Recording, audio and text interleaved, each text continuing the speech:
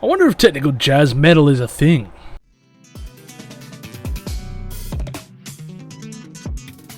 Hi people, and hello my Chili Con Carnage crew. It's Chili here from 5 Minute Reviews, and on this episode we're going to go over Polyphia's newest album, Remember That You Will Die.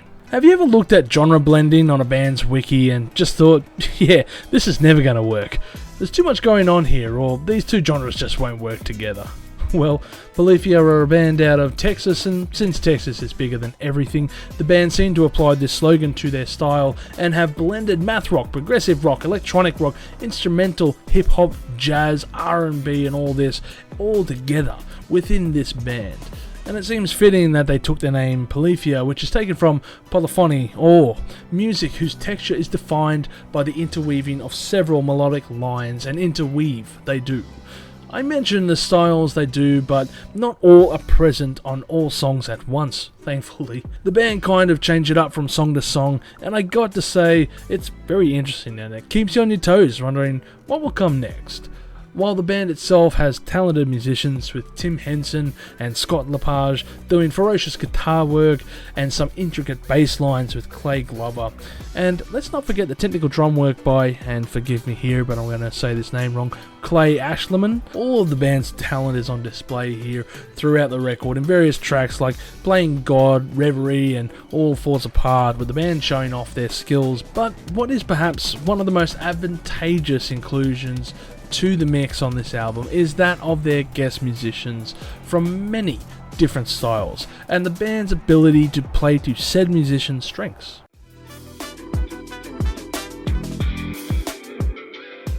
Songs like the opening track featuring brass tracks show off a flair for grandiose, with the additional brass instruments added in for increased value to the song, or the Audacity, which features Anomaly, who does jazz-style compositions mixed with lo-fi. And it's all the complexities of jazz which are on display on this song, with complicated time signature changes and bass lines that would just make the thing for Seinfeld blush. There are also songs like ABC featuring Sophia Black and Memento Mori featuring Kill Station, which is about as close to pop as the band can make.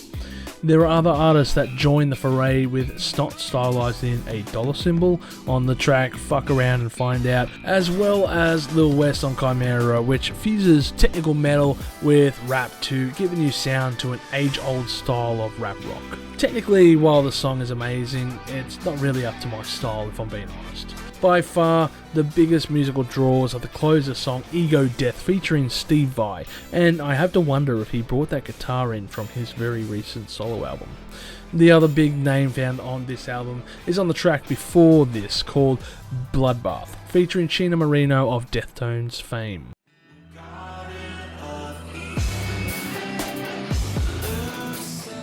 Now, Ego Death is just a flurry of fantastic guitar musicianship on offer from the band, as well as a legend in the field, and it's a great closer for the record.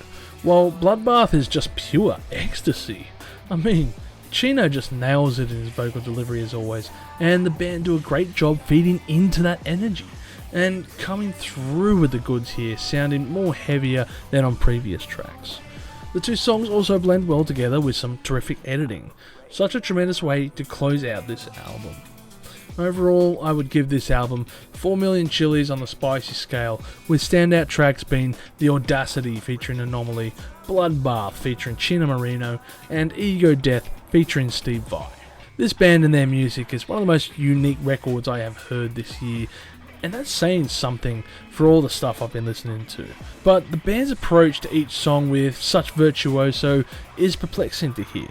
Admittedly, if you don't enjoy the technical aspects of music, this record might sound like a bunch of janky noises to you, and to some it might come across as musical wanking, but I feel the band doesn't overstay their welcome in any song, and venture into plenty of styles with each different track to keep it relatively fresh. This is a fresh record with a bleak name, but one I feel that many can enjoy. Thank you for checking out this episode of 5 Minute Reviews, and leave a like if you have enjoyed this episode, or subscribe as well.